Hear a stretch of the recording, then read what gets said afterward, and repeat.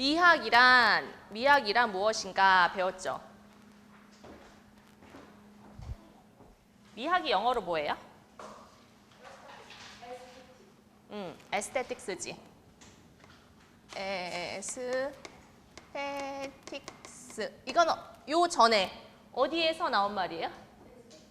그렇지, 에스테티카.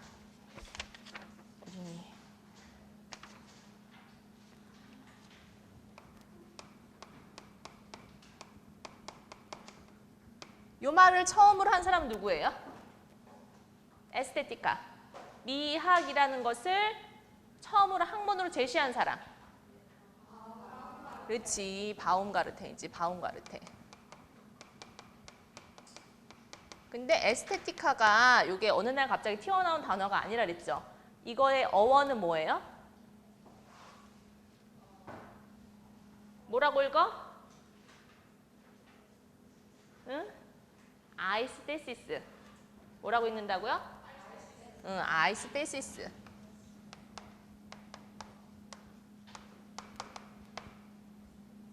라고 하는데 요 말은 또 어디서 나왔느냐? 고대의 그리스인들의 인식 작용을 두 가지로 나눈다면은 무엇과 무엇으로 나눌 수 있다 그랬어요? 무엇과 무엇? 우리가 세계를 인식하는 방법 두 가지. 뭐를 통해서 인식해? 감각으로 인식하는 게 있죠. 감각으로 인식하는 게 바로 아이스테시스라고 하고, 그 다음에 이성과 논리로 인식하는 것이 뭐라 그랬죠? 노에시스라고 했잖아. 노에시스.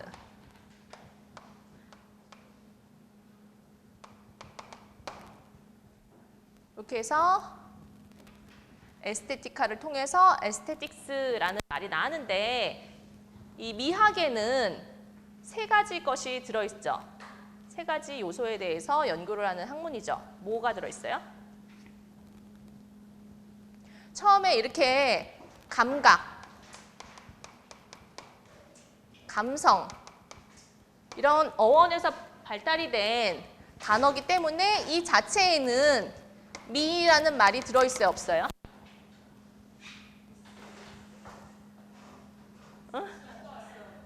아니, 여기 어원을 따져보니 단어 자체에는 없잖아요. 그래서 이것을 감성에 가까운 단어라고 했잖아요. 근데 실질적으로 미학에서 미를 다루고 있어, 안 다루고 있어? 미를 다루고 있잖아요. 미를 포함해서 미와 감성과 또 예술을 모두 포괄해서 다루는 학문이라고 했지요.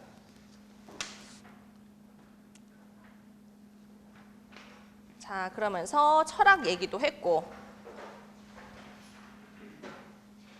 우리가 철학을 하기 위해서는 암중모색 중인 분야를 자꾸 물음을 통해서 근원을 찾아가는 작업을 하는 건데, 그것을 이미 깨달은 자는 뭐라 그런다 그랬어요?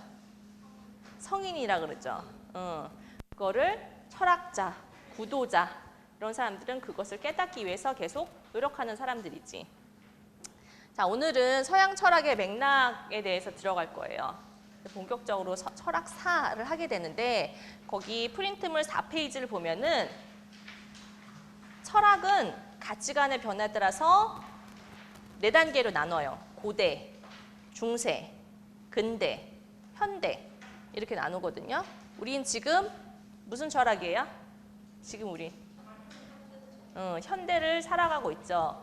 현대 철학에 대해서 이제 나중에 배울 거고요. 현대 철학이 나오기까지 어떻게 인식이 변화했는가를 따져보면은 일단 고대부터 시작을 해야 돼요. 근데 고대부터 시작을 하는 이유는 지금 고대가 아닌데 우리가 왜 고대를 배워야 돼요? 고대서부터 현대까지 이것이 쌓여오면서 점점 흘러온 거거든요. 그리고 지금 현대에 왔다 그래서 고대의 가치관이나 사고방식이 없어진 게 아니에요.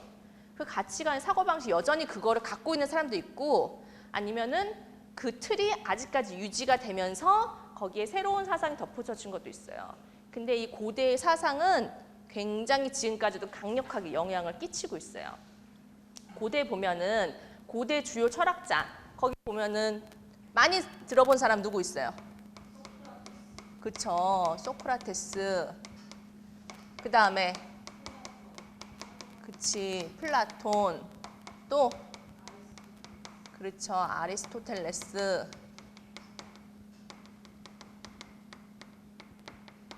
이 사람들이 고대 축을 이루는 사람들이에요. 근데 봤더니 의외로 고대 철학을 처음 시작한 사람은 소크라테스가 아니야. 누구예요? 거기 보니까 탈레스라는 사람이에요. 탈레스. 고대 서양 철학의 시작은 탈레스부터예요. 근데 우리 탈레스는 못 들어봤죠?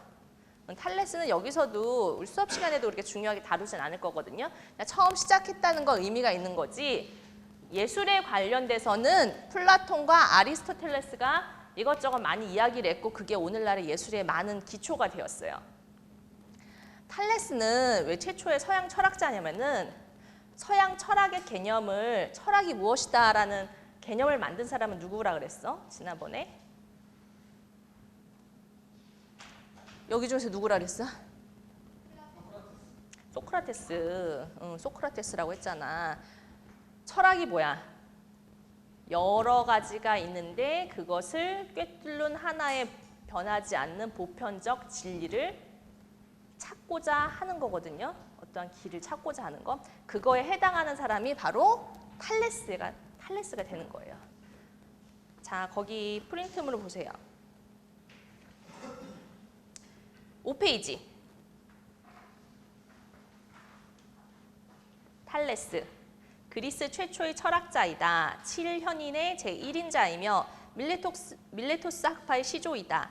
만물의 근원을 추구한 철학의 창시자이며 그 근원은 물이라고 하였다. 물을 생명을 위하여 불가결한 것으로 보았다. 변화하는 만물에 일관하는 본질적인 것을 문제로 삼은 데 그의 공적이 있다라고 했어요. 자, 탈레스는 변화하지 않는 만물의 근원, 세계를 구성하는 자연적인 물질의 근원을 뭘로 본 거예요? 물로 본 거야. 지금 여러 가지 사물들이 있잖아. 생물도 있고 사물도 있고. 근데 그것은 무엇으로 이루어졌어? 변하지 않는 물질, 바로 물로 이루어진 거예요. 물은 굉장히 지금도 오늘날 생활과 밀접하게 관련돼 있죠. 가장 중요한 요소예요. 그래서 가장 밀접하기 때문에 이름도 세 가지가 있어. 액체일 때는 물이고, 이게 올라갈 때는 기체가 되고, 이게 얼면은 고체가 되지. 얼음이 됐다, 수증기가 됐다, 물이 됐다. 변화하죠. 이렇게 상태에 따라서 이름을 각각 갖고 있는 거는 물밖에 없어요. 그만큼 중요하기 때문이거든요. 물은 이렇게 형태를 막 변화하는 거야. 하지만 그 기본 성질은 물이죠. 기본 성질은 하나예요. 그것이 이렇게 형태를 변화하는 거야. 아마 탈레스가 물이 이렇게 변화하는 성질을 경험적으로 터득을 해서 그것이 만물을 구성하는 요소라고 생각을 한 것 같아요. 탈레스는 물을 너무나 중요시하게 생각해서 심지어는 우리가 살고 있는 땅이 물 위에 떠 있다고 생각을 했어요. 물 위에 떠 있다고. 예전에는 지구가 둥글다고 생각했어, 안 했어? 이 고대에는. 안 했죠. 예전에는 지구는 어떻게 생겼어? 그렇죠. 끝에 낭떠러지가 있고 잘하네. 자, 이렇게 평평한 땅이 이렇게 있다고 봤잖아요. 근데 평평한 땅이 어디 위에 떠 있다고? 물 위에 떠 있는 거야, 이렇게. 그리고 태양이 있고 별들이 있고 이렇게 생각을 한 거예요. 그래서 오늘날에 요거는 과학적으로 이 천동설이라든지 모든 것은 물로 이루어졌다는 거는 지금 과학적으로 이게 그렇다고 맞다고 증명이 된 게 아니죠. 아니지만은 만물의 본질적인 근원을 찾았다는데 그 의의가 있어요. 그 다음에 자, 서양 철학의 시작은 이제 소크라테스부터 본격적으로 시작을 하는데 소크라테스 많이 들어봤잖아. 근데 실질적으로 소크라테스가 남긴 업적은 없어요. 없는데 소크라테스 이야기를 누가 했어? 플라톤이 한 거야. 플라톤이. 플라톤은 소크라테스의 제자예요. 근데 소크라테스는 나중에 행복하게 100년 해로하고 살고 죽었어요? 나중에 사형을 당했죠. 사형을 당했는데 그 사형을 당한 이유가 신성모독과 청년을 타락시켰다는 거예요. 그래서 이 플라톤이 봤을 때 진정한 본인의 스승, 철학자, 플라톤이 인정한 철학자는 바로 소크라테스예요. 소크라테스가 무지한 민주주의에 희생된 철학자인 거예요. 그래서 플라톤은 소크라테스가 죽었을 때부터 모든 정계를 은퇴하고, 아테네 명문가에서 태어난 정치 지망생이었는데 정계를 은퇴하고 지필에 전념을 했어요. 지필에 전념을 했는데 30권이 넘는 책을 썼는데 그게 다 소크라테스가 한 대화예요. 소크라테스가 파이돈과 한 대화, 소크라테스가 플라톤과 한 대화, 소크라테스가 누구와 한 대화, 이거를 지필한 거야. 그래서 소크라테스 이야기는 전부 다 플라톤의 책에 나오는 거예요. 근데 그러면은 요거는 여러분들 지금 기억력이 어때? 예전에 이렇게 녹음기가 없었을 거 아니야. 그러면은 35권이나 되는 책을 스승이 누구와 대화한 거를 전부 다 기억해서 쓸 수가 있을까? 뭔가 노트 필기도 했을 테고 뭔가 많은 기록을 했다라고 하면은 노트 필기 정도겠죠. 근데 그거를 또 나중에 바로바로 쓸 수가 없잖아. 소크라테스가 죽은 다음부터 썼으니까. 그러면은 초반에는 그래도 기억이 좀 살아있을 때는 소크라테스의 관점에서 썼을 거예요, 아마. 그 다음에 점점 나중에 가면은 어떻게 되냐. 국가론이라는 거의 말년에 지은 책에 보면은 소크라테스의 입을 빌어서 거의 본인의 주장을 하고 있는 그런 성향이 되거든요. 그래서 지금도 학자들은 이 소크라테스 이야기를 그냥 플라톤의 관점과 동일시하는 그렇게 생각을 하고 있어요. 자, 소크라테스는 어떤 삶을 산 사람이냐면은 일단 왜 사형을 당했냐면은 아까 얘기했듯이 신성모독과 청년을 타락시켰다 그랬죠.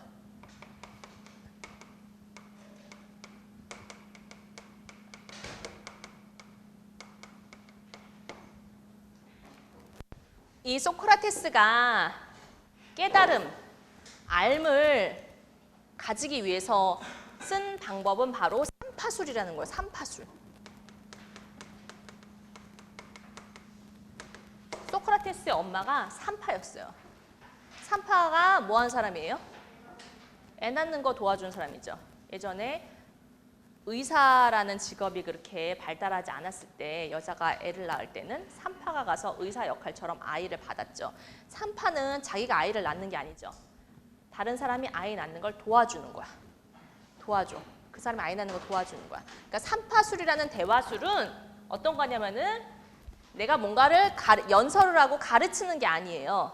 가서 얘네한테 가서 얘네가 어떤 주장을 해. 무용은 이렇다라고 주장을 해. 그래서 막 청중들한테 연설하고 다니는 거야.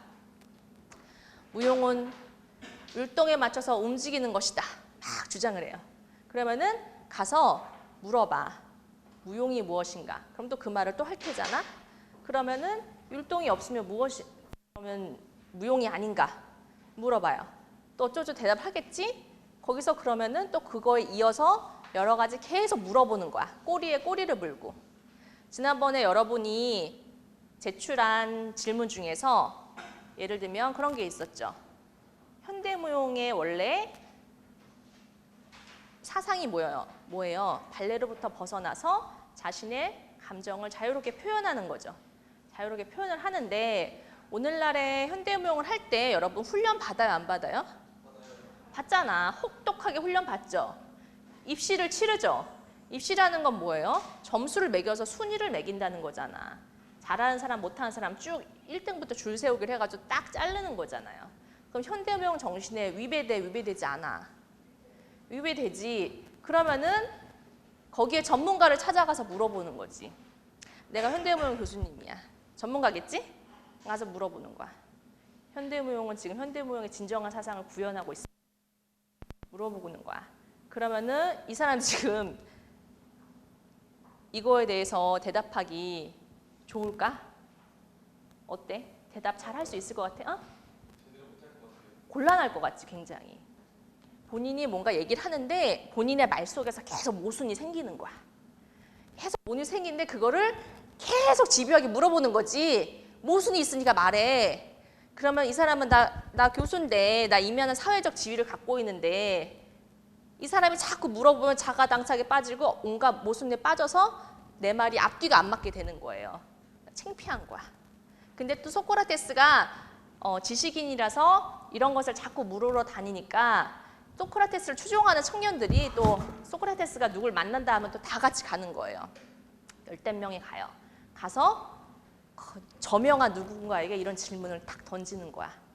그러면은 젊은 청년들 앞에서 본인이 점점 망신을 당하게 되는 거예요. 그러니까 어떻게 돼? 청년을 타락시키게 되는 거지. 덕망 있는 사람들을 자꾸 망신을 주니까. 그러니까 소크라테스가 찍히는 거지. 밉상으로.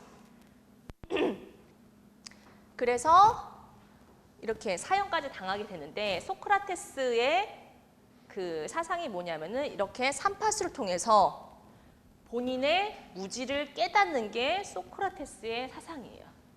내가 무지하다는 걸 알아야지 그 다음에 앞으로 나아갈 수가 있잖아요. 선생님이 예전에 누구 레슨을 한다든지 아니면 누구 공부를 과외시킨다든지 그럴 때 가장 중요한 게 뭐냐. 지금도 여러분들 마찬가지야. 내가 어디까지 알고 어디까지 모르는지 이걸 일단 첫 번째 파악을 해야지 내가 뭔가를 할 수 있어.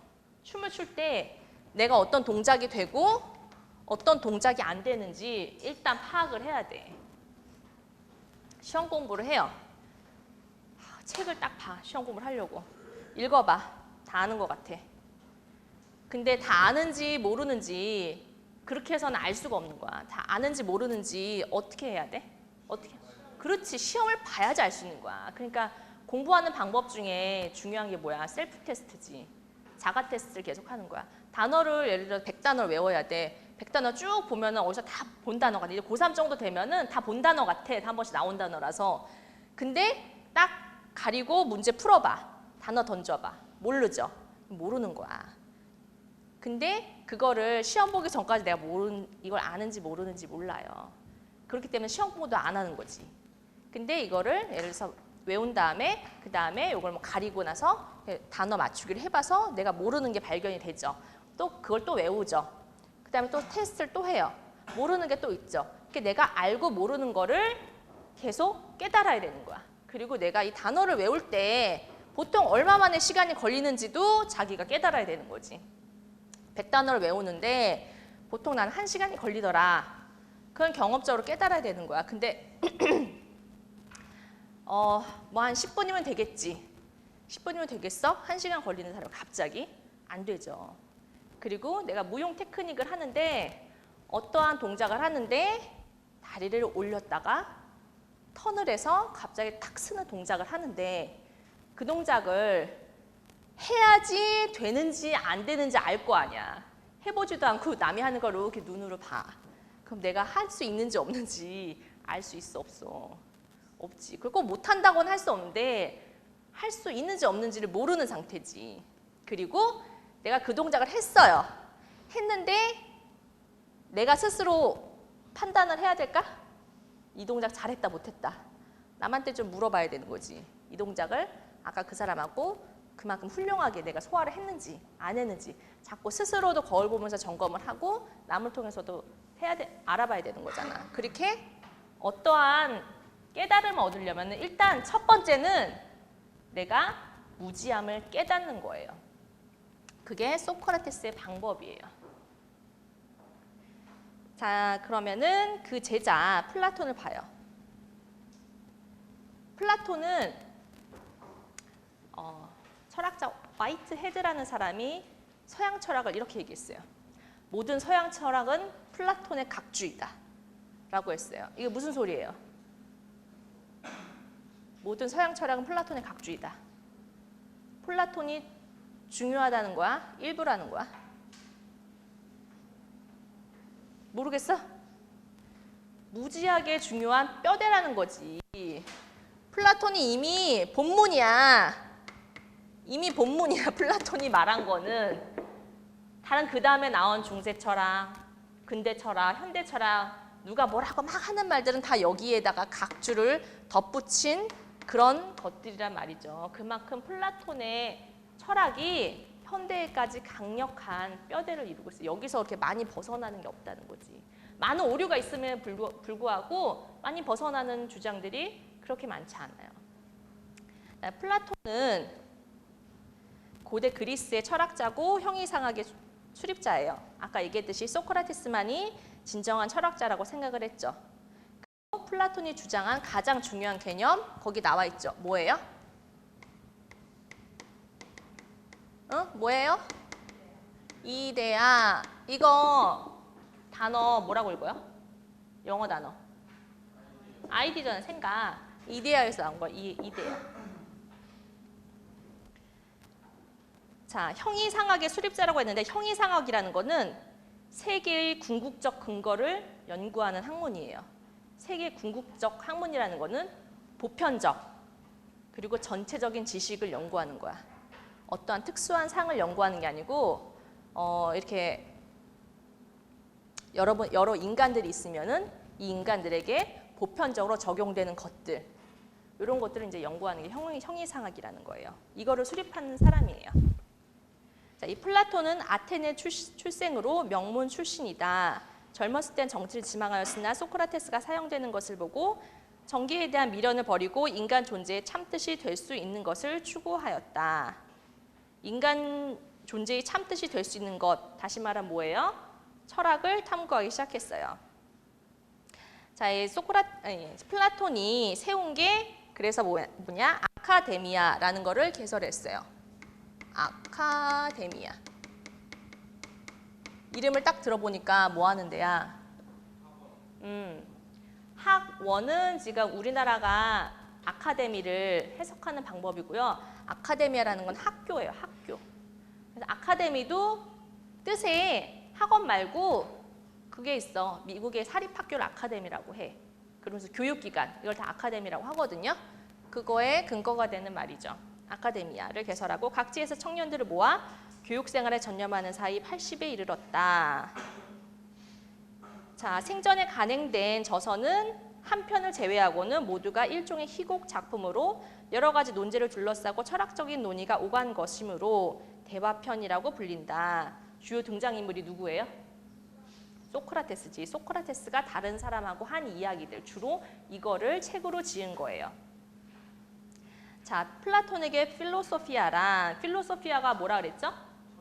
철학이죠. 이 철학이란 소크라테스의 철학이에요.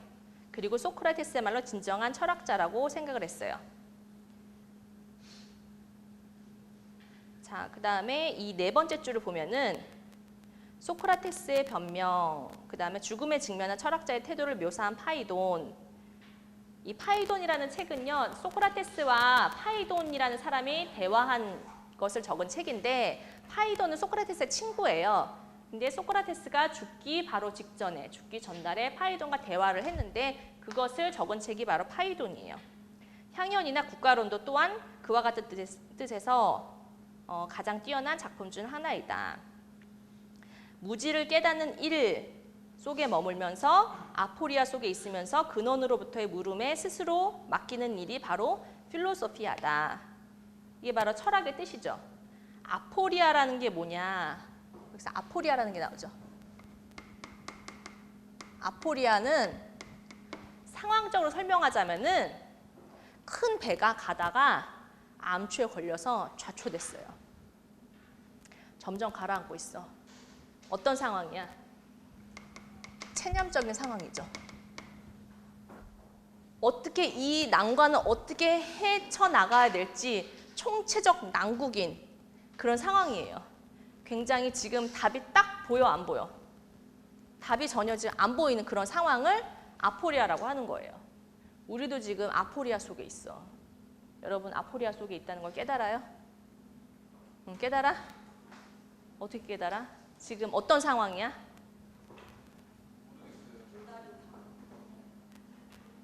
응?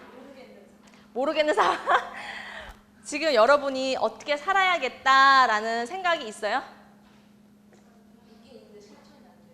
있긴 있는데 실천이 안 돼.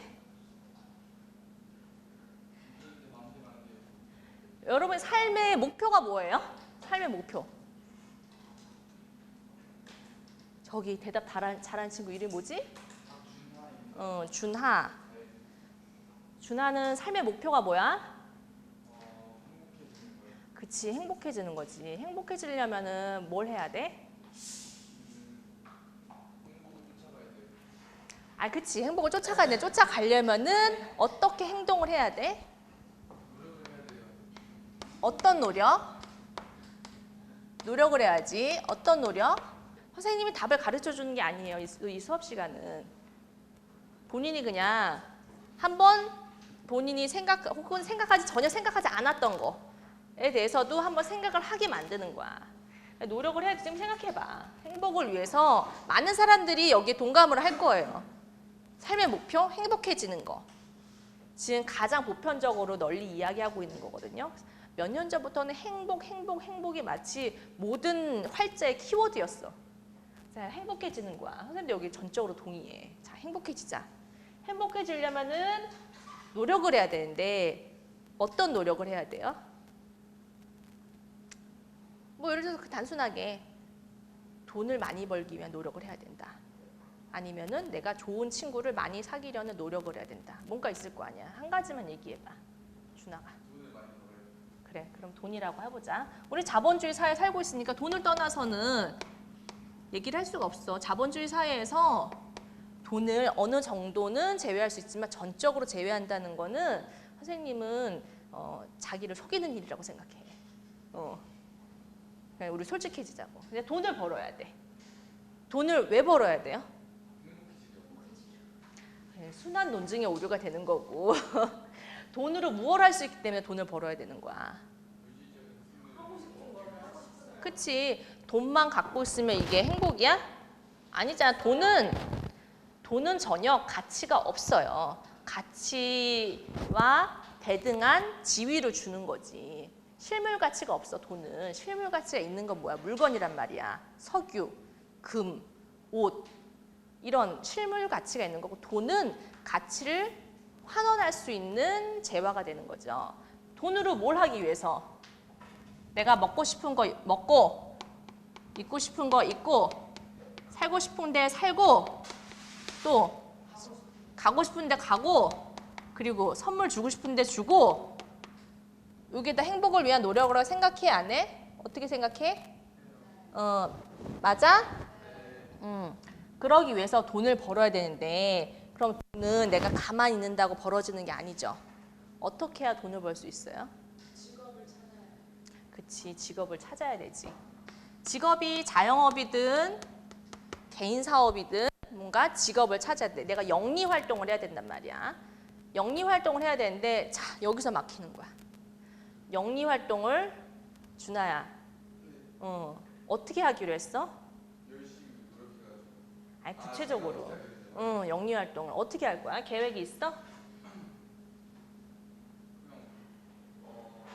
지금 전공이 무용이잖아. 무용인데 무용 공연을 해서 돈을 벌려고 해? 그러면 공연을 통해서 나는 돈을 벌려고 한다. 아, 무용수로. 직업 무용수로 해서 그럼 무용수로 내가 돈을 벌겠다. 그러면은 여기서 돈이라는 건 일단 내가 최소한의 생계비 이상을 말하는 거겠지. 그치? 최소한의 생계비 이상을 말하는 건데 무용수로 돈을 벌려면은 그렇게 버는 사람이 지금 이 무용계에서 어느 정도 몇 프로 정도 되는 것 같아요? 네가 전업 프리랜서 무용수야. 지금 그걸 말하는 거 아니면 직업 무용단 들어가는 거 얘기하는 거야? 아, 직업 무용단. 그러면은 직업 무용단에 들어가기 위해서 열심히 무용을 해야겠지. 오케이. 일단 구체적인 목표가 상당히 접근했어. 직업 무용단에 들어가는데 직업 무용단의 월급이 얼마예요?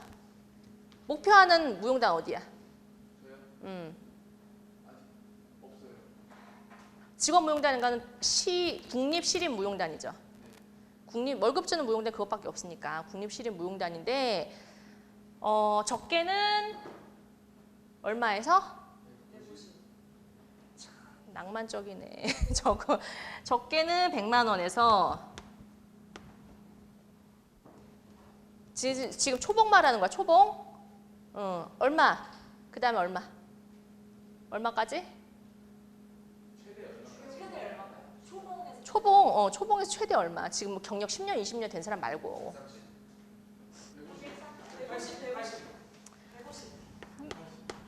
150 정도 될 거예요. 근데 여기에 수당이 붙겠지. 공연 수당이 붙을 거야. 공연 수당. 선생님들 지금 구체적으로 모르겠는데 한 몇만 원 돼요. 몇만 원 돼. 그것도 이제 조금 상태 좋은 무용단. 그리고 이제 지방 무용단 같은 경우는 재정이 안 좋으면은 뭐 몇천 원 이런 데도 있어요.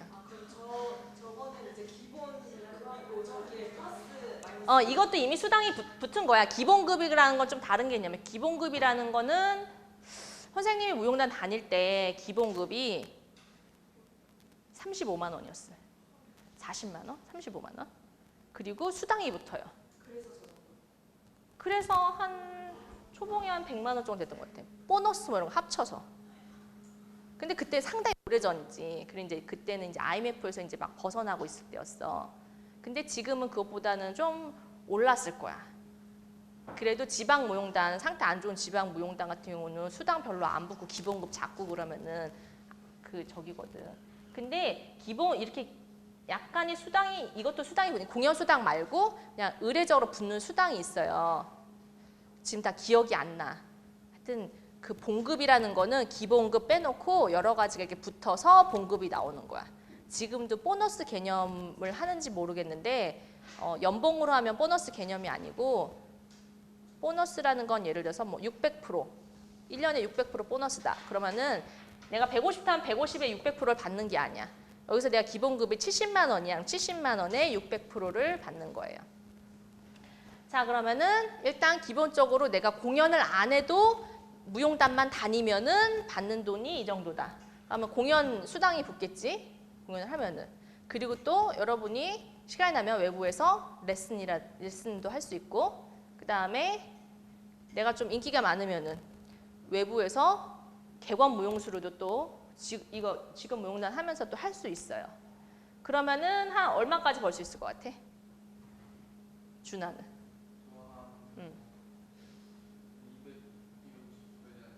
그래, 우리 한 250, 월 250이면은 꽤 상당히 괜찮은 청년이야, 요즘에. 250이면은 상당히 괜찮은 청년이다. 자, 그럼 준하는 계속 부모님이랑 살고 싶어? 이 정도 되면 독립하고 싶어? 아, 부모님이랑 살고 싶어. 오케이. 그러면은 앞으로 결혼을 할 거야, 안 할 거야? 그러면 하려면은 독립을 해서 나와야 되잖아. 예. 근데 지금 그거를 확신하지 못하죠. 물론 이 봉급을 받을지도 확신하지 못하지. 이 직업무용단 갈 수 있는지도 지금은 모르는 상태고 봉급을 받을지도 확신할 수 없는데 그 다음에 그거에 맞는 아내를 얻는 것도 확신할 수 없죠. 근데 이게 이루어지면은 이제 여기 행복으로 가는 거지. 그치. 근데 이루어지지 않으면 어떻게 돼?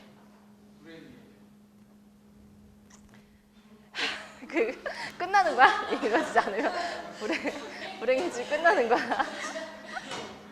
그러면은 원래 애초에 했던 행복에서 지금 어긋났잖아. 그럼 어떤 노력을 해야 돼?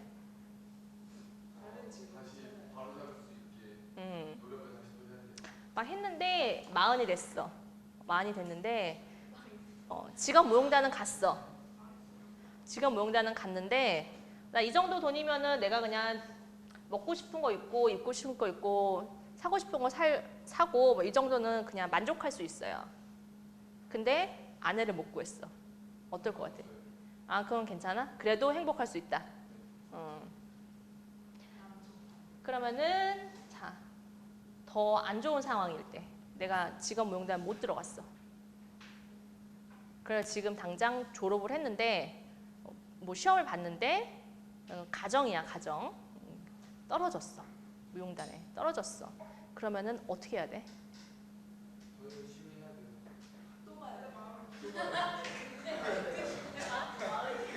근데 지금 자, 무용단을 들어가고 싶은 사람이 100명이라고 하면은 실제로 들어간 사람은 몇 명일 것 같아요?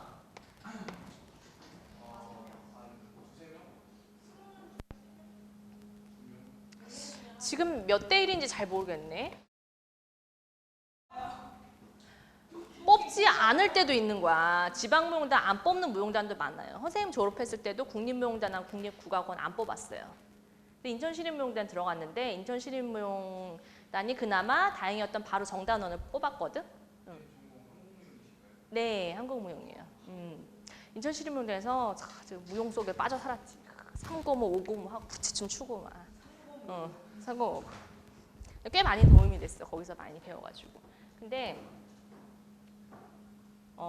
그때만 해도 10대 1이었어요. 경쟁률이. 그때가 2000년도야. 2000년도 그리고 선생님이 이대 나왔거든요. 이대에서는 무용단을 그렇게 가려고 한 사람이 없었어요. 그렇게 선호하지 않았어요. 무용단은 어떻게 대학원 들어가고 그렇게 뭔가 학교에 계속 남아 있는 거를 조금 더 뭔가 엘리트 코스라고 생각을 했지 무용단에 들어가는 거를 그렇게 막 선호하고 막 선망의 직업 막 이런 건 아니었어요. 그럼에도 불구하고 10대 1이었어. 경쟁률이. 지금은 몇 대 1일까? 지금 그때보다 더 인기가 훨씬 많거든. 무용단이. 왜냐면 더 살기가 어려워 지금. 인기가 많아. 한 몇 대 1 정도 될까? 너무 심하니까 우리 한 20대 1까지만 해보자. 그러면은 몇 명 들어간다는 소리야 여기서? 아니 100명에서 20대 1이면 몇 명 들어가는 거야? 5명 들어가지. 그래서 5명 들어가. 그러면은 떨어진 95명은 노력을 안 해서 떨어진 거야? 재능이 없었던 걸 이때 깨달았어. 무용단 내가 재능이 없다는 거를 이때 깨달으면은 어떻게 돼? 그때 이제 다른 방향으로 트는 거야. 내가 재능 있는 다른 걸 찾아서. 그러기엔 늦었어. 이거야말로 아포리아다 진짜. 이거야말로 아포리아야. 어떻게 해야 돼? 그나마 여기에 들어가면 아포리아가 아니지. 뭔가 계속 내가 그 다음엔 어떻게 해야 되지? 이제 들어갔으니까. 그 다음엔 좋은 무용사가 돼야 되지? 그 다음엔 어떻게 해야 되지? 라는 걸 계속 물어 가면서 그나마 갈 수 있는 아포리아에서 빠져나오는 상태고요. 무용단 시험을 봤는데 떨어졌어. 또 봤는데 또 떨어졌어. 또 봤는데 또 떨어졌어. 남이 그래. 넌 재능이 없는 것 같아. 아, 이거야말로 아포리아 속에 있는 거죠. 그러면 이 사람은 무엇을 해야 되느냐? 지금 딱 답이 보여요? 안 보여요? 안 보이지. 완전 총체적 난국이야. 배가 완전히 암초를 만나서 자초한 상태예요. 이 상황을 어떻게 헤쳐나가야 될지 아무도 가르쳐주지 않아. 그리고 누구한테 샘플로 이거다라고 교과서적으로 제시하는 것도 없어요. 다 케이스 바이 케이스예요. 여러분 지금 현대는 너무나 우리 아포리아 속에 살고 있어요. 청년 실업이 몇 프로예요? 100%? 체감 50%야. 체감 50%. 비정규직 하면은 한 50%될 거야. 무용과는 더 심각하지. 무용과 지금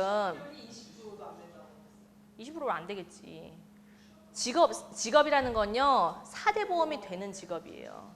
비정규직도 4대 보험이 돼요.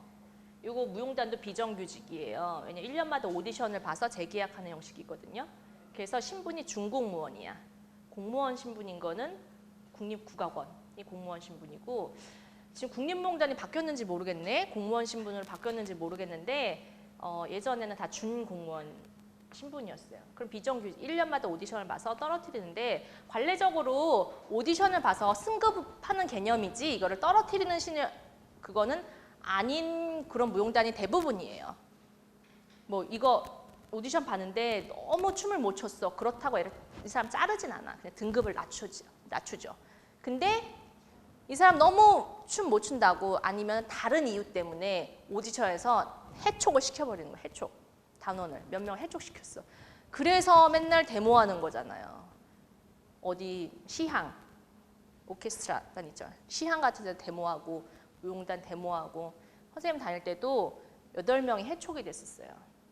8명이 그 전에 해촉이 됐는데 다시 재판을 통해서 다시 들어왔어요. 이런 경우도 있어요. 무슨 그러면 인턴을 뽑고 인턴을 뽑아요. 그리고 공연을 똑같이 정단어처럼 공연을 다 시켜요. 또 오디션을 봐요. 또 정단어를 안 시키고 계속 인턴으로 남겨두고 공연을 또 시키는 거예요. 인턴의 월급을 주고 계속 공연을 시키는 거면 무용단에서 돈이 없는 거예요. 아니면 그 사람 실력이 인턴 비유가 안 나는 거 아니에요? 그렇지. 무용단 TO가 있어요.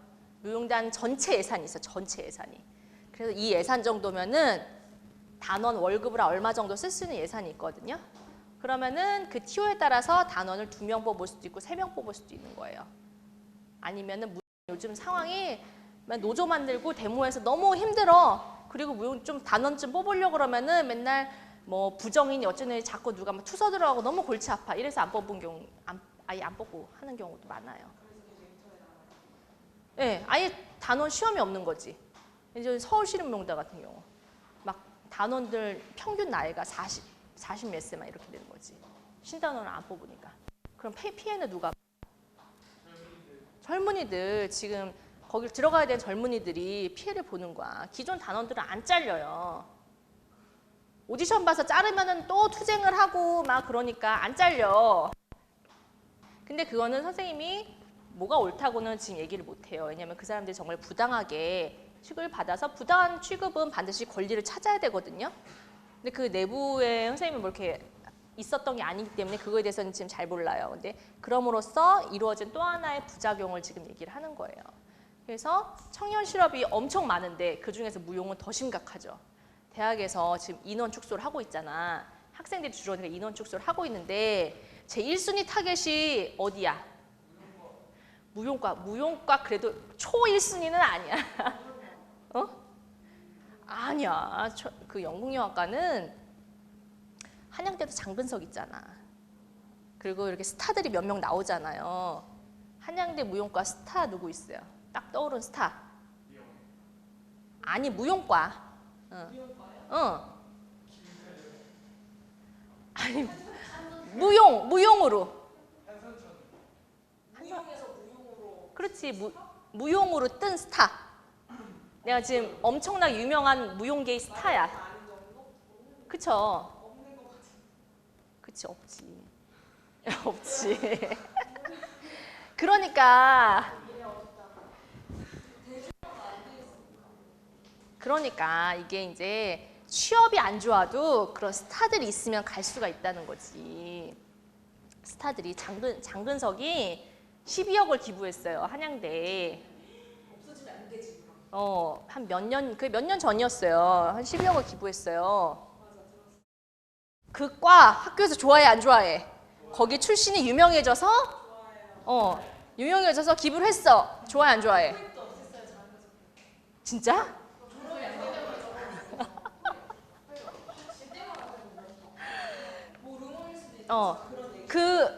그 스타가 이영애, 장근석 어디 출신이야? 한양대 연극영화과 출신이지. 한양대 연영과 그럼 유명해져 안 유명해져? 유명해져지. 그리고 또 재정도 이 스타들이 막 기부를 해. 재정도 좋아 안 좋아? 좋아. 취업률이 근데 안 좋아. 이 학과에서 줄일 이유가 있어 없어? 줄일 이유가 별로 없는 거야. 무용과 취업률도 문제인데 예술은 어차피 취업률 4대 보업되는 취업률이 그렇게 중요한 분야는 아니에요. 예술이 그렇게 똑같이 적용한다는 거는 그 기준이 말이 안 돼요. 그건 우리 적극적으로 투쟁을 해야 돼. 뭐 예술이 지금 공장 가가지고 이게 맨날 똑같이 출퇴근해야 되는 것도 아니고 자유롭게 우리 자유로운 영혼이어야 되잖아. 근데 어디 가서 4대 보험 받으면서 꼭 이래야 된다. 이것만 쳐준다는 거는 말이 안 된단 말이야. 근데 이거를 타개하려면은 뭔가 근거가 있어야 되잖아.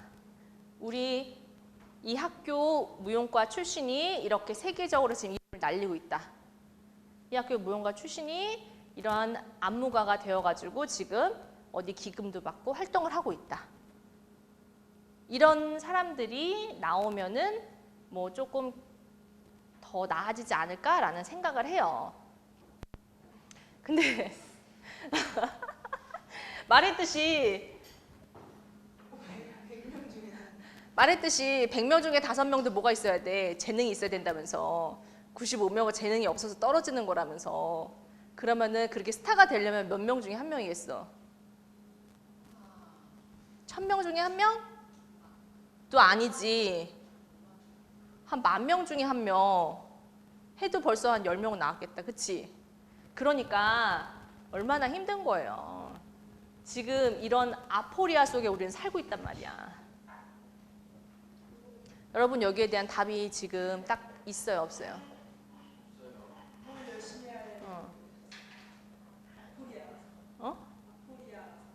아포리아즈 뭘 해야 될지 모르겠어. 뭘 해야 될지 모르기 때문에 여러분은 지금 뭘 해야 돼? 끊임없이 본인에게 나는 지금 이 상황에서 무엇을 해야 되는가? 끊임없이 질문을 던져야 돼요. 여러분 지금 여기 이 시간에 내가 이 얘기 하기 전까지 질문을 던지고 있었어? 질문 던지고 있는 사람은 본인이 아포리아 속에 있다는 걸 깨달은 사람이야. 깨달은 사람이야. 깨닫고 그거를 향해서 진실은 무엇인지, 진리가 무엇인지 이것을 헤쳐나가려면은 어떠한 길을 찾아야 되는지라고 헤쳐나가야 되는 것을 애지라고 해요. 애지. 애지. 애지문이 있어? 그 문이 그 문인가? 어. 한양대 어. 문이에요. 지식을 사랑하는. 지식을 사랑하는데 그냥 사랑하는 게 아니고 진리를 발견하기 위해서 끊임없이 길을 찾아가는 과정을 애지라고 하는 거예요. 이 찾아가는 사람을 애지자라고 하고, 그리고 이 진리가 어디에 있어? 바로 이데아에 있는 거예요. 이데아에. 자, 5페이지 끝에서 5번째 줄을 읽어볼게. 전기 대화론에서 대화가 항시 아포리아에 수렴되고 무지의 고백으로 끝나는 것은 이와 같은 사실을 말해준다. 지금 질문을 던지다 보니까 답이 나왔어, 안 나왔어? 안 나오죠. 여러분들 지금 지식인이에요. 어렸을 때부터 정규 교육을 받아서 이 대학에, 좋은 대학이야. 이 좋은 대학에 와가지고 여기 앉아있다는 건 굉장히 혜택받은 사람들이거든요. 지식인들인데 지금 심각하게 지식인들이 우리 무용계에 어떻게 하면 행복해지는가라는 질문을 던졌는데 답이 지금 안 나와. 그래서 결국은 뭐야? 내가 지금 그거를 모른다라는 걸 깨달았죠. 무엇을 해야 될지 그걸 모르는 상태에 있다는 그걸 깨달은 거예요. 시간과 더불어 변하는 일 없이 동일한 것으로서 머무는 영원 불변한 것을 플라톤은 이데아라고 부른 거예요. 이데아는 생성에 대한 존재, 다에 대한 하나, 타에 대한 동이며 육체의 감각으로 파악할 수 없고 영혼의 눈인 이성에 의해서만 관찰할 수 있다. 생성의 세계의 가시계는 존재의 세계를 분유하며, 존재의 세계라는 거는 아까 육안으로 보지 않고 뭘로 보는 눈이라 했어요? 무슨 눈으로 볼 수 있는 세계? 좀 전에 얘기했잖아. 좀 전에 선생님 읽었잖아. 존재의 세계는 이성의 눈으로 봐야 되는 거예요.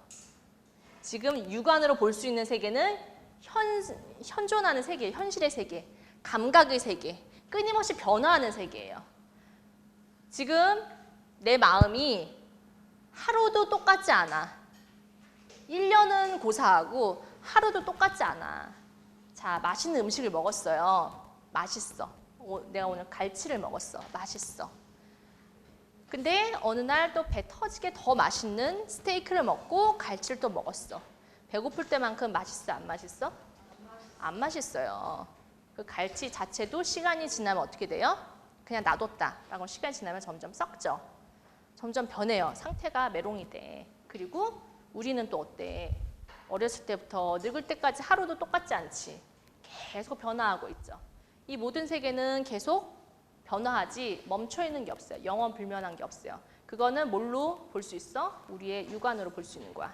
근데 이렇게 변하지 않는 불멸의 세계, 그게 어디 있어요? 저 너머에 있는데 뭘로 볼 수 있다 그랬어? 이성의 눈으로 보는 거예요.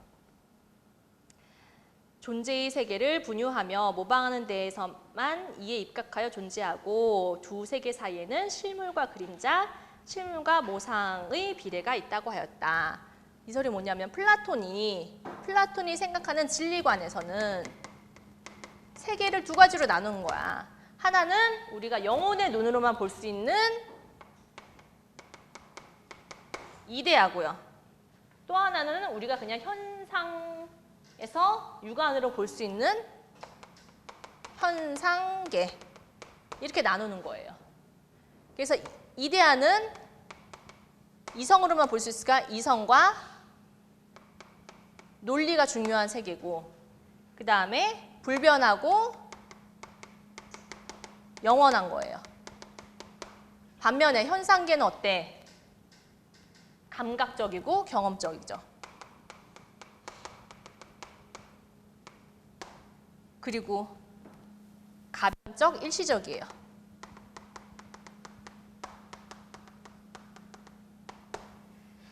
자, 그리고 여기에서 얘는 바로 이데아를 모방한 세계가 되는 거야. 둘 중에 하나는 원형이고 하나는 모방이 되는 거예요. 어떤 게 원형이야? 둘 중에 이데아가 원형이지. 이것은 이데아의 모방, 그림자. 얘가 원형이면은 얘가 이데아고, 이 빛 때문에 생기는 그림자, 얘는 지금 얘에 대한 모방이죠. 그림자. 이런 관계가 되는 거예요. 이렇게 이원론적 세계관을 갖고 있어요.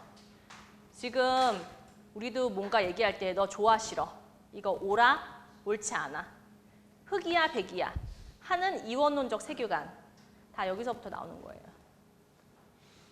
자, 그 다음 보자. 인간이 탄생과 죽음에 의해서 한계 지어진 이 세상과 저 세상을 구별을 플라톤은 이 두 세계를 따로 상대하는 것으로 구성하였고, 이 한계를 편력하는 불멸의 영혼에 관한 광채 용리한 미토스로서 이를 장식하였다. 말이 굉장히 어렵죠. 이 한계라는 거는 이 두 세계를 얘기해요. 이 양쪽 세계를 편력하는 거야. 이곳저곳 떠도는 불멸의 영혼에 관한 광채 윤리라는 거는 여러 가지 색이 아름답게 뒤섞여서 빛나는 걸 얘기하거든요. 이렇게 굉장한 미사 여구를 동원해서 미토스는 허구적 신화적 언어를 미토스라고 해요.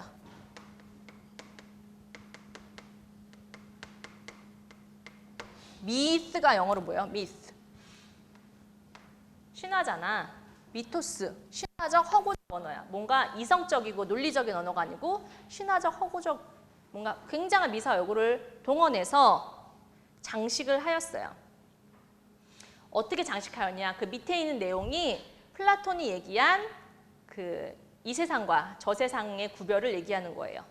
영혼은 원래 천상에 있으면서 참 실제의 관조를 즐겼으나 사악한 생각 때문에 지상에 전락하고 땅 속에 매몰되어 생물이 되었다. 이거 어디서 많이 듣던 얘기 아니에요? 원래 영혼들이 어디에 살아? 천상에, 하늘에 살아. 근데 이것이 사악한 생각을 품으면은 어디로 떨어진다고요?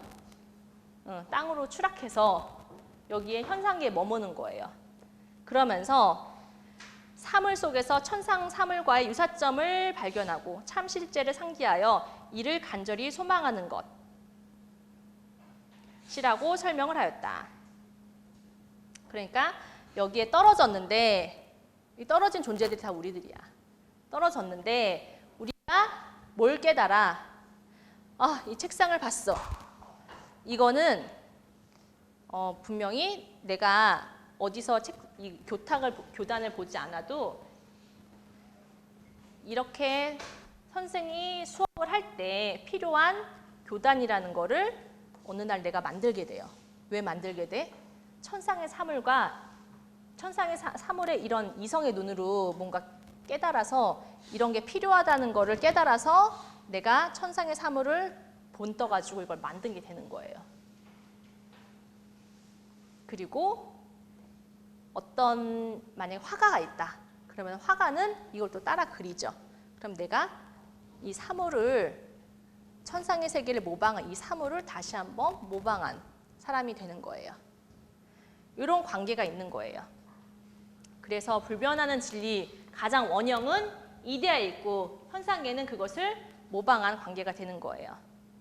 자, 그 밑에까지만 하고 쉬는 시간 가질게요. 아까 아포리아 얘기했죠. 아포리아 속에 있는 자는 질문 속에 놓이는데 질문은 이것과 그것이 왜 다른가라는 질문을 함으로써 이것 안에 있는 것에 대한 공통점을 발견을 하는 거예요. 예를 들어서 아까 청년 실업에 대해서 얘기했죠.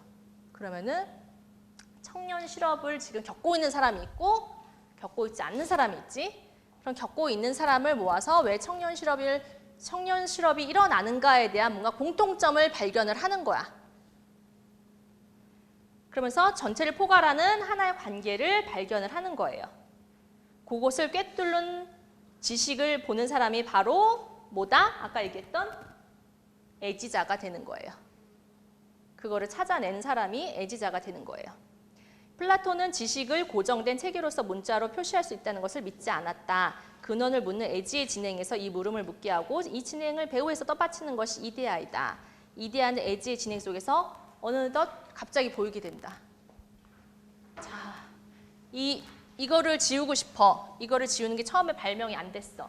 안 됐는데 내가 이거를 어떻게 하면은 효과적으로 판서를 하고 그 다음에 지우는 뭔가를 생각을 해. 그러다 어느 날 짠! 만든 거야 이거를. 칠판과 지우개를 딱 만든 거야. 애지자가 된 거지.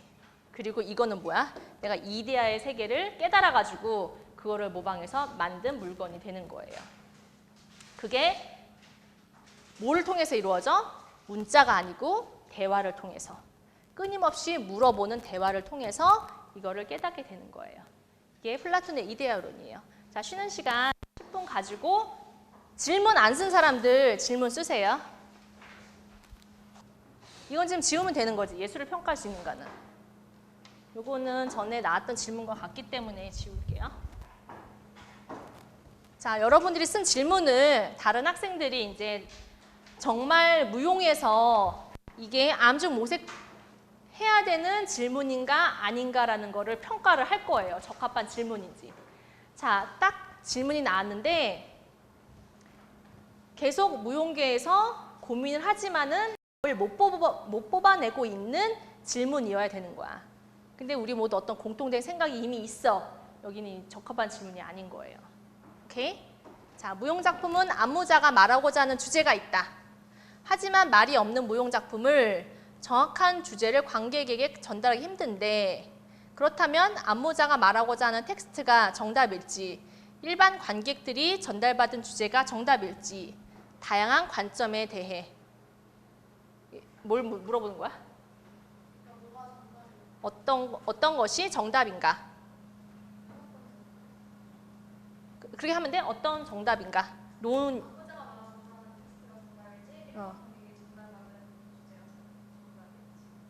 거기까지 하면 되는 거야? 어떤 것이 정답인가? 지금 이걸 물어보는 거야? 오케이.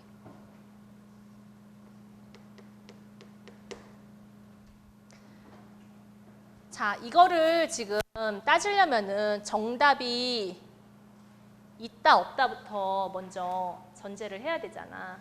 정답이 있다는 걸로 전제를 하고 있는 거예요. 지금 이 질문은. 어때요? 여러분은 근데 일단 그러면은 그냥 먼저 물어볼게.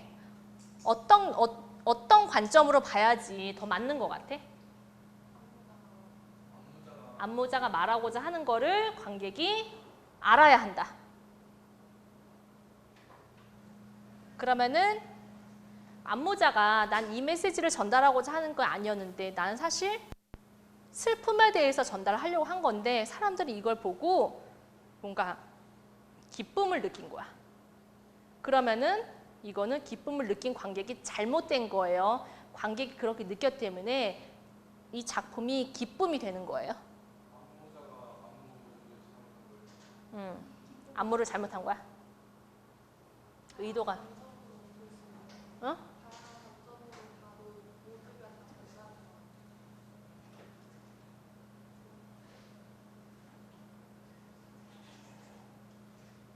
은혁이는 지금 본인 생각은 어때요?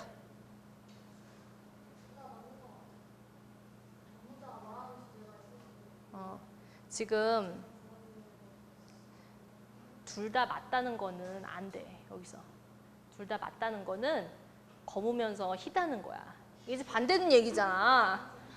검을 수도 있고 힐 수도 있어요. 이런 이야기가 어딨어. 지금. 어떤 입장 하나를 본인이 가깝다고 생각하는 입장 하나를 정해봐. 지금 이걸 모르겠는 거잖아.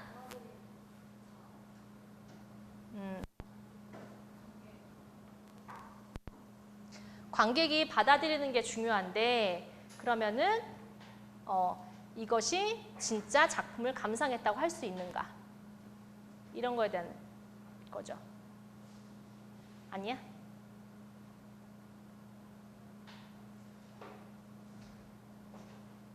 아니야? 잘 모르겠어?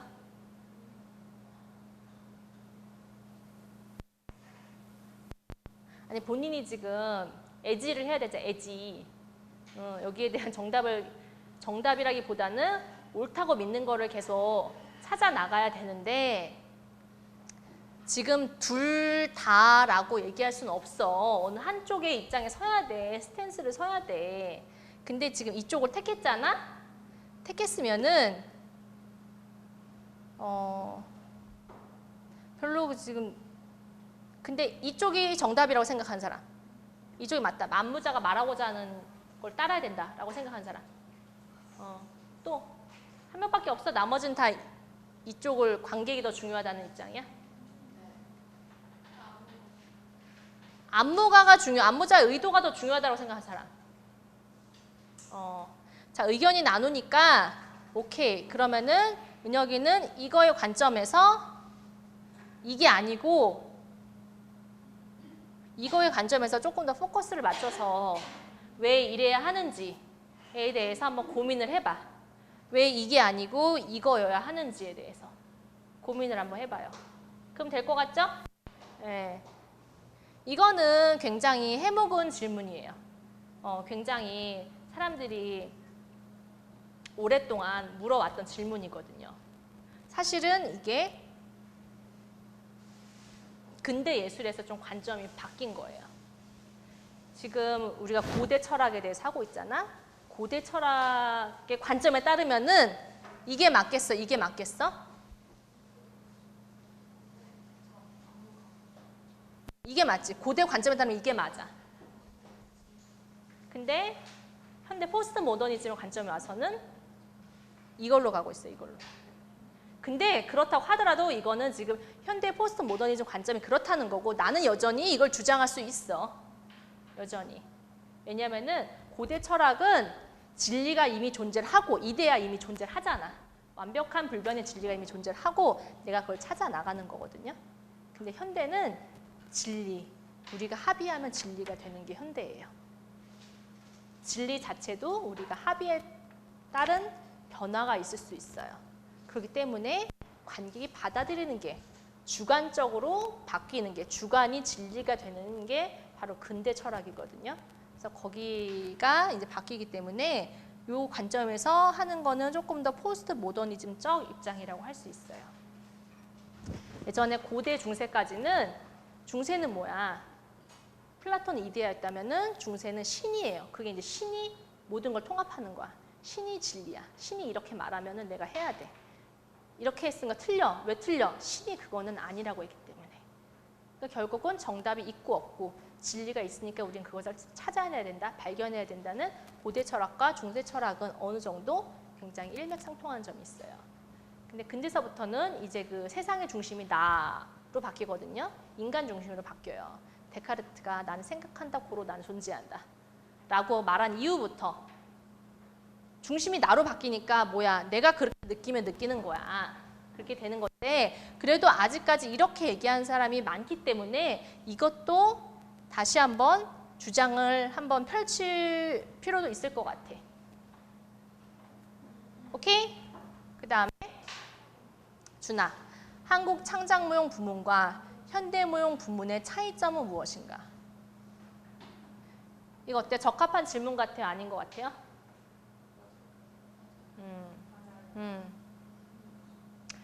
얼마 전에도 선생님이 아까 그 제출했던 그 공연을 선생님이 보러 갔잖아? 보러 가서 한국무용 공연이잖아요. 한국무용 창작무용인데 그래서 엄마랑 보러 갔어요. 그래서 선생님 엄마는 대학교 때부터 한국무용만 봤다 하면 선생님한테 이래요. 저게 창작무용이니 한국무용이니 현대무용이니 맨날 물어봐. 대학교 때 이제 들어가면 거기 원래라고 한 달에 한 번씩 그 동기들이랑 너희들 발표회 하듯이 작품을 짜서 하거든요. 근데 고등학교 때까지는 굉장히 한국적인 춤을 주로 추어요.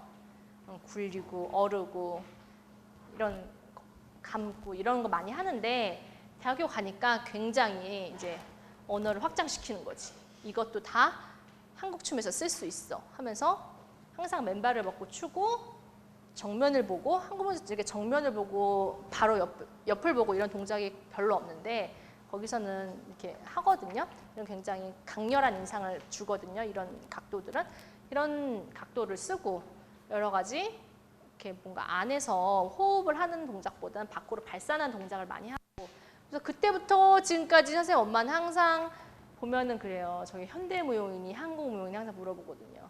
그래서 지금은 더 그렇지 그때보다. 한국무용 하는 남자들도 현대무용 하는 테크닉을 다 해요. 이게 뭐 약간 자반 뒤집기 같은 그런 거 있잖아. 그런 거. 그 다음에 앉았다가 뭐 발등으로 일어나고 뭐 돌고 뛰고 현대무용과 별 차이가 없어요. 그러면은 차이는 무엇인가? 라고 물어볼 수 있는 거예요. 지금 차이는 뭔 거 같아? 차이가 있다고 생각해? 없다고 생각해?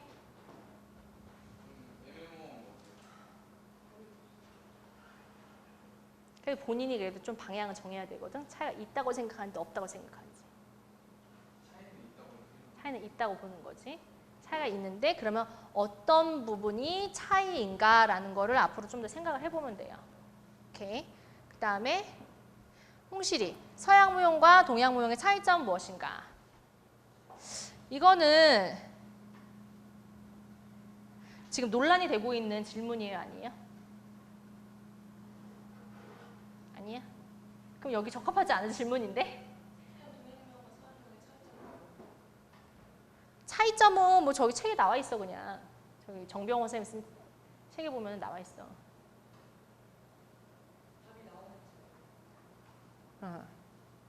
이거의 전제는 서양무용과 동양무용을 나눈다는 전제를 두고 이 질문을 하는 거거든요. 이미 나눈다는 전제를 하고 이 질문에 대한 답은 책에 나와 있어요. 서양무용은 뭐야? 특징이 뭐예요? 위, 아래, 어디야?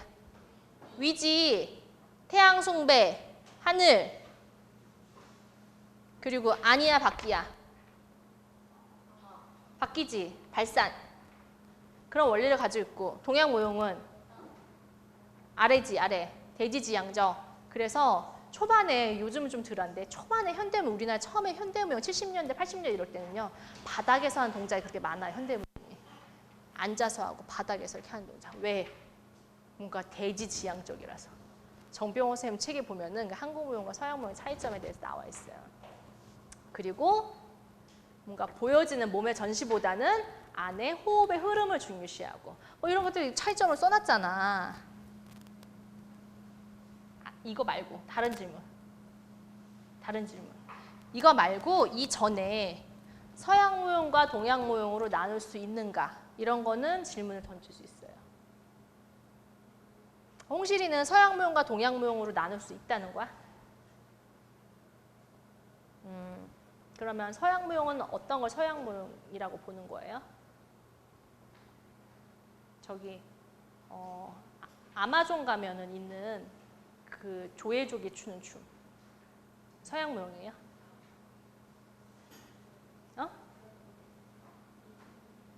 하여튼 남아메리카에 여러 원주민들 있잖아. 원주민들 중에 어느 원주민이 어느 그 추는 토속춤 그거는 서양무용이에요, 동양무용이에요? 뭐 다큐 보면 대충 나오는 그 이미지가 있잖아. 그리고 아프리카 가면은 무슨 족이 추는 춤 서양무용이에요, 동양무용이에요?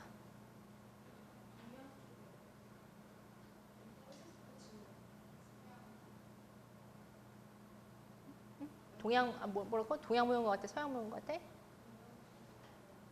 동양 쪽 무용인 것 같아? 어떤 이미지가 연상되는데 동양적인 무용이에요?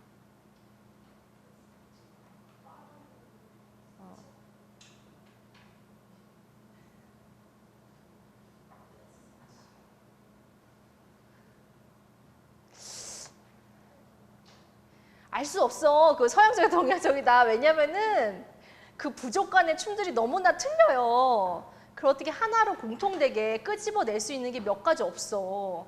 하나로 공통적으로 끄집어낼 수 있는 거는 뭐 제2에서 추는 거. 그다음 뭐 여러 가지 무슨 그 이렇게 통과 의례시 추는 것들이 있어요. 이제 그리고 뭐 생식을 위해서 자기의 구애를 위해서 본인의 그 성적 매력을 위해서 추는 춤, 뭐 이런 것들을 몇 개 이제 공통적인 게 있을 수도 있고 또 그런 게 아예 없는 데도 있단 말이야. 그 공통점을 발견하기가 힘들다고. 그리고 아프리카는 서양이에요, 동양이에요?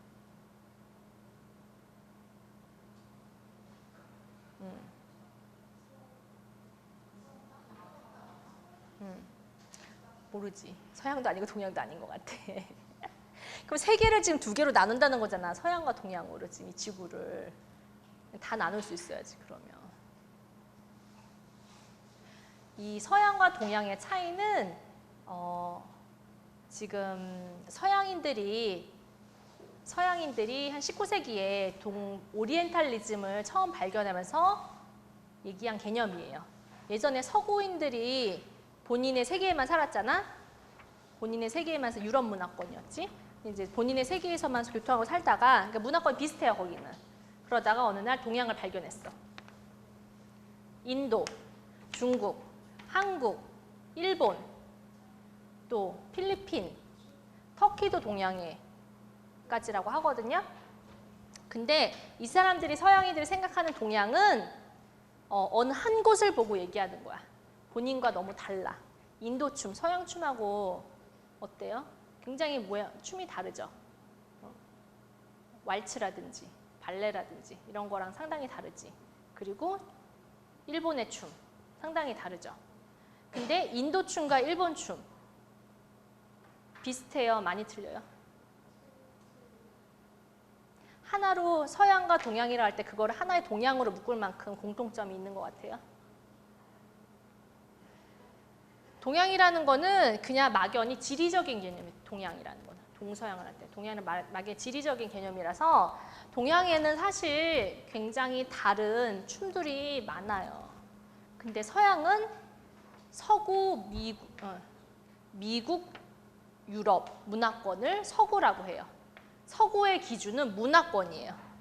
동양의 기준은 뭐라고? 지리야. 서양의 기준은 문화야. 기준이 틀려 같아. 기준이 다른 거야. 기준이 달라.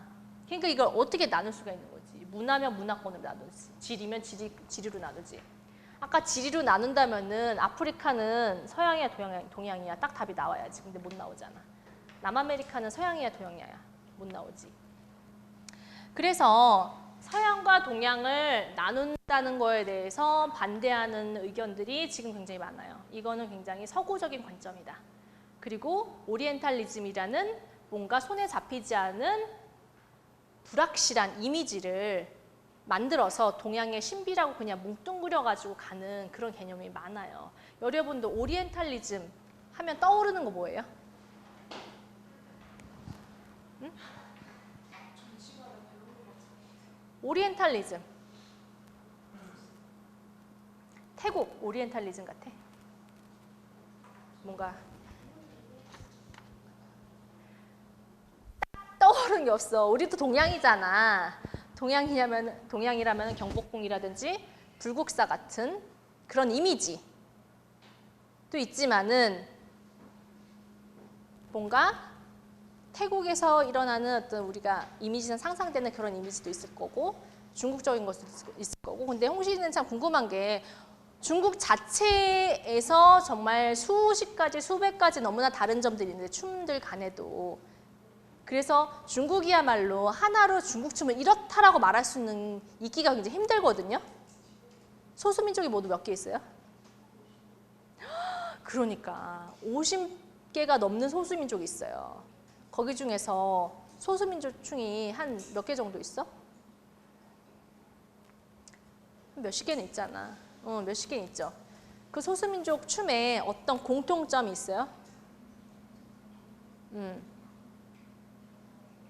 다 다르지. 근데 그걸 어떻게 중국도 그런데 동양무용으로 다 묶을 수가 있어?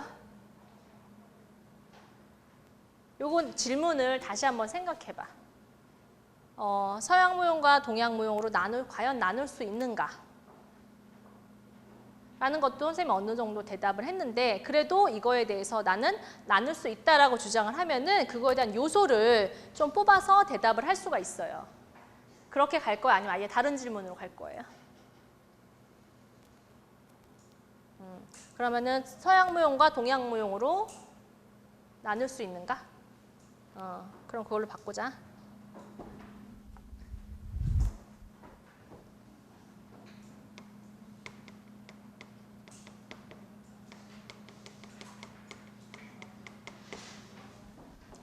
자, 이거는 나눌 수 있다, 없다. 요거는 홍실이가 자율적으로 선택할 수 있어요.